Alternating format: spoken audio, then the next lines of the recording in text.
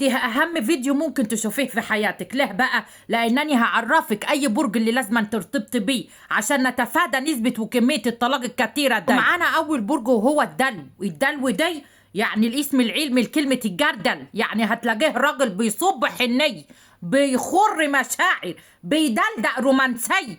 ولكن لو انت اسمك ما فيهوش ماء في الآخر ما تجربيش منه، لأنه دايما بيحب يرتبط بشيماء، بأسماء، يعني أي حاجة فيها ماء في الآخر. ما هو جردل يا ولاد. برج الحوت وأني ما بفضلش الارتباط بيه. لا بقى يا ولاد، لأنه بيغرق العلاقة، وهتلاقي ميزانية البيت كلها رايحة على التوني، ويوم ما يحب يغير يا هياكل يا سمك يا سوشي. يعني بص هيزجهجك في حياتك لحد ما تتنفسي من خياشيم. برج الحمل، ودي قالوا لنا عليها زمان ان الحمل زي الجمل بيخزن ويحزن، فابعد عنه، وبعدين هيكرهك في الخلفه والعيال. لا بقى، لانه من يوم ما ولد وهو حمل ومش عارف يلود لحد دلوقتي. اما برج الثور بقى ده يا ولاد، ده من اخطر الابراج اللي انت ممكن تجابليه. لا، لانه بينطح في كلامه، بيرفض في افعاله، وبعدين ما بيحبش اللون الاحمر، يعني مش هيحتفل بالفالنتين يا موكوسي، وانت طبعا مهم عندك الفالنتين، فابعدي عنه احسن. نيجي بقى احنا لبرج الجوزاء يا ولاد، وهو ده اللي عايزه تشل ترتبط بيه. لا بقى، لانه اساسا هتلاقيه عايش في عالم افتراضي، دي ما مش عانى على الكوكب. دي انت كل ما تيجي تطلبي منه حاجه ولا تساليه في حاجه يقول لك جايز، احتمال، يعني عارفه انت الحاجات اللي بتتعلقها دي، بدأ يبعد عنه، يبعد. برج السرطان بقى يا ولاد فيه ميزه حلوه، هي ان هو بيحب المصيف، هتلاقيه بيصرف على المصيف كتير.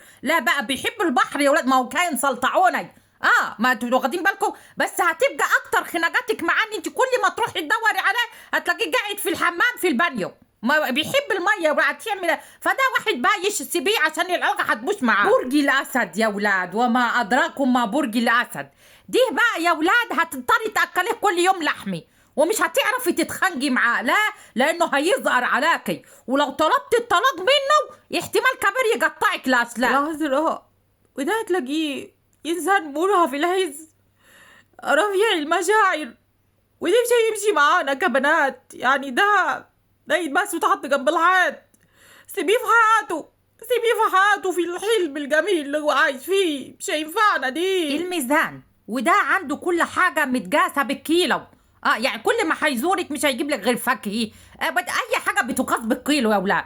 ملوش بقى دعوة هو بالورد ولا بالشوكولاتات ولا الحكاية دي، يعني ما هو معدوم من الرومانسية، واخدين بالكم.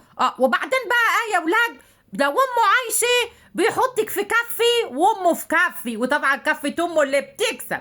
اما بقى يا ولاد، لو امه ميتة بيحطك في كفي والعالم كله في كفي، وبعدين يقوم يسقف على قفاكي بالكفتين. خليكي حذري لو يتقدم لك واحد من برج العقرب.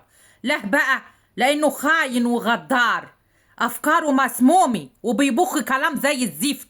ابعدي عنه احسن دي لسعته والجاب. القوس، وديه بني ادم عارف هو بيعمل كويس، ديه بيعرف ينشن على قلبك بسهوله، بيقدر يخترق مشاعرك، ولكن لو قابلته في حياته بنت اسمها سهام هيخونك معاهي، انا قلت لك اهو. اما برج الجدي بقى يا ولاد، فانت مش هتقدري تاكلي قدامه لحم، ومش هتقدري تخرجي معاه في العيد، ما بقى عنده عقده من الموضوع دي، وبعدين لو اتخانقتي معاه احتمال يصرخ وشك. بقول لك يا اختي، انت ما ينفعش ترتبطي باي برج من ال 12 دول. اصبري معانا دلوقتي، بيعملوا دلوقتي تجربه على برج الكلب، بيقولوا انه هيبقى مخلص.